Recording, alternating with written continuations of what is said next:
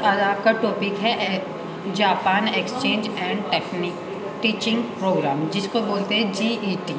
ये क्या होता है? ये मतलब ये जापान में स्टार्ट किया गया है जो टीचिंग होती है उसके लिए। तो स्टार्ट करते हैं। जो आपका जापान जो टीचिंग होती है इसमें क्या होता है, ये जापान एक्सचेंज और टीचिंग जेट, जिसको जेट बोलते हैं, कार्यक्रम में आपका स्वागत है। 1987 में इसकी स्थापना जेट ने पूरे जापान में स्कूलों, शिक्षा के बोर्डों के और सरकारी कार्यालयों में काम करने के लिए दुनिया भर के 35,800 से अधिक अमेरिकियों सहित 70,000 से अधिक प्रतिभागियों को भेजा, जिसमें GET की अद्वितीय बनाता और यह जापान सरकार द्वारा प्रतिबंधित एकमात्र शिक्षण विनिमय कार्यक्रम है। जापान जो एक्सचेंज की और टीचिंग होती है, जो इसका स्वागत किया जाता था, क्योंकि ये 1987 में जो होते हैं, जो जापानी स्कूल होते थे, गवर्नमेंट जो शिक्षा बोर्ड होती थी सरकारी, उनके जो कार्यक्रम जो क्या होते थे दुनिया भर में फैलाया हुआ था। और जो इनके जो कंपटीशन वाले कॉम्पिटिटिव होते थे वो भी इसमें भेजे जाते थे, क्योंकि जो जापान सरकार द्वारा होता था वो एक प्रतिबंध होता था, जिसका जो मेन उद्देश्य होता था शिक्षण विनिमय कार्यक्रम। तो इसके अकॉर्डिंग जो शिक्षण विनिमय कार्यक्रम होता है वो देखा जाता था। देन नेक्स्ट आता है इसमें जो वर्तमान में जेट के भाग लेने वाले जो दुनिया भर के 55 से अधिक देशों के साथ यह कार्यक्रम जापान में रहने और काम करने वाले दुनिया भर के लोगों से मिलने का एक अनूठा सांस्कृतिक आदान प्रदान का अवसर प्रदान करता है। क्या होता है, जो जेट होता है इसमें जो लगभग जितने भी दुनिया भर में होते हैं वो 55 से अधिक देशों होते हैं, मतलब 7 होते हैं, जिसके कार्यक्रम जो जापान में काम करने के लिए जो दुनिया भर से लोग आते हैं, एक अनूठा उनका क्या होता है सांस्कृतिक आदान प्रदान करने के अवसर होते हैं। और जो जापान में जो प्रस्थापन है उसको लौटाने से पहले कई जो जेट से पूर्व जो छात्र संगठन होते हैं उसका जो संक्रमण होता है उसकी प्रक्रिया के माध्यम से व्यक्तियों को मदद करने में उनके जो सामाजिक होते हैं सब सेवक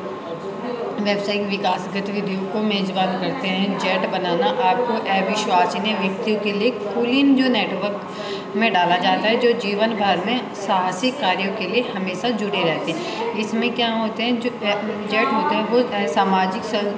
स्वयंसेवी व्यावसायिक गतिविधियों को मेज़बानी के लिए जेट के रूप में किया जाता था, क्योंकि ये क्या होता है, ये एक ऐसा प्रोग्राम होता है जिसमें जो हम बाहर से जो कॉम्पिटिटिव आते हैं, जो कंपटीशन के लिए जो प्रतिभागी आते हैं उनके लिए जो कैसे जो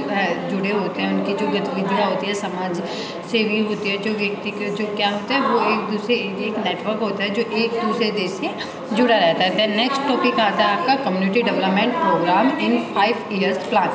की।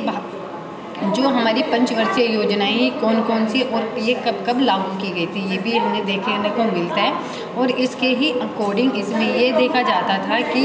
इसमें क्या क्या यूज़ किए गए हैं, कौन सी जो योजनाएं हैं कौन सी कब चलाई गई, कि उसका बेनिफिट्स हैं, और हमारे जो ग्रामीण क्षेत्र होते हैं ये कौन से भी होते हैं उसमें कैसे यूज़ किया जाता है। देन फर्स्ट है आपका इंट्रोडक्शन। ये क्या है, 1947 से लेकर सन 2017 तक के जितने भी पंचवर्षीय योजनाएं होती हैं भारतीय स्वास्थ्य अर्थव्यवस्था का नियोजन की अवधारणा पर आधारता, इसे योजना आयोग 1951 से लेकर 2024 तक 2014 तक, ये NIIT योगा 2015 से लेकर 17 द्वारा जो पंचवर्षीय योजनाएं होती हैं विकसित करना, उनको निष्पादित करना, उनकी निगरानी इसके माध्यम से किया जाता था। जो पदेन अध्यक्ष थे हम के रूप में प्रधानमंत्री के साथ आयोग के पास एक नियमित उपाध्यक्ष होता था, जो एक कैबिनेट मंत्री का पद रखता था। जो मोटेक सिंह अहलूवालिया आयोग से अंतिम उपाध्यक्ष थे,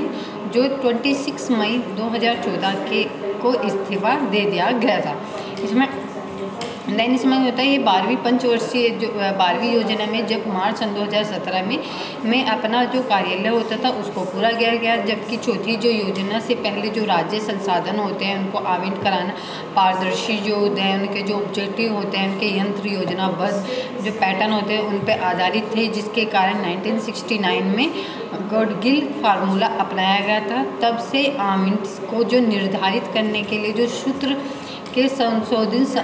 संस्करण का उपयोग किया गया और जो राज्य योजनाएं के लिए केंद्रीय सहायता होती है जो 2014 से लेकर नवोचित नरेंद्र मोदी के जो नेतृत्व में वाली जो नई सरकार है उसका आयोग को विघटन किया गया की घोषणा किया। और इसका जो स्थान होता है वो NITI आयोग का national institute for transforming India के लिए एक संक्षिप्त नाम था, जिसको थिंक टैंक द्वारा प्रतिस्थापित किया गया। इसमें क्या होता था, जो आपकी ये योजनाएं होती है इसमें क्या देखा गया था, जो पहले थी जो 12वीं पंचवर्षीय योजनाएं थी उसमें कैसे उसको ब्यौरा दिया गया, उसमें कैसे उसके जो ऑब्जेक्टिव्स होते हैं उनको कैसे किया गया, उनके जो फार्मूले होते हैं उनको अपनाने के लिए उन्होंने जो संशोधन किए हैं उनको ध्यान में। बट अब जो सन 2014 के बाद जब से नरेंद्र मोदी नेतृत्व की जो नई सरकारें हैं, नई सरकार है, उन्होंने कौन कौन सी जो योजनाएँ स्टार्ट की गई हैं, जो भी योजनाएँ उन्होंने चलाई गई है वो उनके नेतृत्व में चलाई गई है। तो जो क्या होता है इसकी एक घोषणा होती है इसमें, जैसे कि अभी मैंने शायद 2-4 दिन पहले जो हमारे नरेंद्र मोदी हैं उन्होंने वो चलाई थी योजना चलाई है, देन उसका मैं नाम भूल गई हूँ। वो कुछ दवाइयों से रिलेटेड थी कि जो गवर्नमेंट के जो आप जो ऊपर से रेट आएंगे उसी के अकॉर्डिंग आपको दवाई का पेमेंट करना होगा। तो ये क्या होती है, जो छोटी छोटी योजनाएं होती हैं इनके द्वारा स्टार्ट की जाती थी। नेक्स्ट आता है आपकी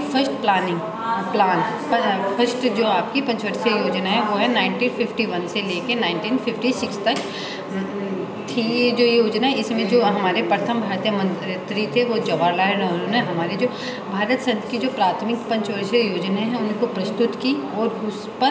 तत्काल ध्यान देने की आवश्यकता थी। पहले जो पंचवर्षीय योजना थी वो 1951 में शुरू की गई थी, जो मुख्य रूप से प्राथमिक जो क्षेत्र होते थे उनके विकास पर केंद्रित थी।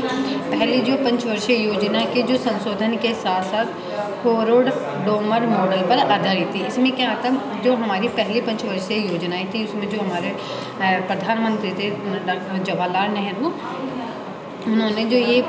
योजना ही प्रस्तुत की थी, मतलब जो इन्होंने स्टार्ट की। तो इसमें जो छोटी छोटी ध्यान देने वाली जो आवश्यकताएं थी उनको ध्यान दिया और पहली पंचवर्षीय जो उन्होंने स्टार्ट की वो 1951 में शुरू कर दी थी, जिसका जो मुख्य रूप से जो प्राथमिक क्षेत्र होते हैं उसके विकास पर केंद्रित की जाती थी और उसमें जो डेवलपमेंट किया जाता है उसकी जो पंचवर्षीय योजना होती है उसके संशोधन के साथ साथ जो डोमर होते हैं उसकी जो मॉडल पे भी आधारित की जाती थी। इसमें जो रुपए होते हैं 69 से लेके 69 करोड़ के बाद में ये 2378 करोड़ की जो कुल नियोजित बजट होता है उसका व्यापक क्षेत्र होता है। क्षेत्रों में जैसे सिंचाई और ऊर्जा 70.2%, कृषि और सामुदायिक विकास 17.4%, परिवहन और संचार 24%, उद्योग 8.4% को आवंटित किया गया था, जिसमें समाज सेवाएं 16.6%, भूमिहीन किसानों का पुनर्वास 4.1% और अन्य क्षेत्रों और सेवाओं का 2.5% के लिए। इस चरण में सबसे जो महत्वपूर्ण विशेषताएं हैं वो सभी आर्थिक क्षेत्रों में राज्य की जो सक्रिय भूमिका थी उस पर ऐसी भूमिका को उचित ठहराया गया, क्योंकि जो आज़ादी के तुरंत बाद भारत की जो बुनियादी समस्याओं का सामना कर रहा था और जो पूंजी की कमी और बचत की क्षमता से, मतलब जब हमारे जो जवाहरलाल नेहरू थे उन्होंने एक ब्यौरा इकट्ठा किया, उसमें जो सबको 1% दी गई, उस परसेंटेज के अकॉर्डिंग ही उन्होंने कार्य स्टार्ट किया। जैसे कि उन्होंने 69 जो करोड़ होते हैं उसके जो नियोजित किया गया उनको 1% के अकॉर्डिंग डिवाइड किया गया, जिससे कि जो हमारा डेवलपमेंट है हम उसका विकास हो सके। तो जो ये छोटी छोटी घटनाएं होती हैं इनको ध्यान में रखकर किया जाता है। जैसे लक्ष्य की वृद्धि दर होती है वो 2.1% वार्षिक सकल जो घरेलू उत्पादक होगा जिसको आप GDP बोलते हैं उसमें वृद्धि थी हासिल की गई। विकास दर है जो 3.6% थी, जो शुद्ध घरेलू उत्पादक है वो 15 बढ़ गया, जो मानसून अच्छा था और उपेक्षाकृत जो उच्च फसल में पैदावार थी। विनिमय का जो भंडार होता है वो प्रति व्यक्ति की जो क्या होता है इनकम में वृद्धि करता था, जिसमें 8% की वृद्धि होती थी और जो तेज जनसंख्या की वृद्धि के कारण जो राष्ट्रीय आय प्रति व्यक्ति की जो आय होती है वो अधिक हो गई और इस अवधि के दौरान कई सिंचाई परियोजना शुरू की गई, जिनमें भागड़ा, हीराकुंड, मुटुरबाद और दोमत घाटी बांध जो होते हैं वो भी शामिल किए गए। देन इसमें आता है 1956 में जब यह योजना स्टार्ट हुई थी, उसकी अवधि का टाइम आया, अंतिम जो टाइम था उसमें जो पंच भारतीय प्रौद्योगिक संस्थाएं होती हैं IIT को प्रमुख तकनीकी जो संस्थाएं के रूप में शुरू किया गया था। जो विश्वविद्यालय अनुदान आयोग UGC की स्थापना देश में उच्च शिक्षा को मजबूत बनाने के लिए धन की देखभाल का उपाय करने के लिए की गई थी। 5 इस्पात संयंत्रों को शुरू करने के लिए अनुबंध पर हस्ताक्षर किए गए, जो द्वितीय पंचवर्षीय योजना के माध्यम अस्तित्व में आ गई। यह योजनाएं सरकार द्वारा असफल हुई थी। तो जो क्या होता था, जो जापान एक्सचेंज टीचिंग ट्रेनिंग थी वो, और ये जहाँ से आपकी कम्युनिटी पंचवर्षीय जो योजनाएं स्टार्ट होती है, तो ये क्या करती थी, हमारे जो ग्रामीण क्षेत्र होते थे उनको ध्यान में रखकर उन्होंने जो पंचवर्षीय योजनाएं स्टार्ट की गई थी, उसमें से आपकी जो फर्स्ट पंचवर्षीय योजनाएं हैं वो कंप्लीट हो चुकी है।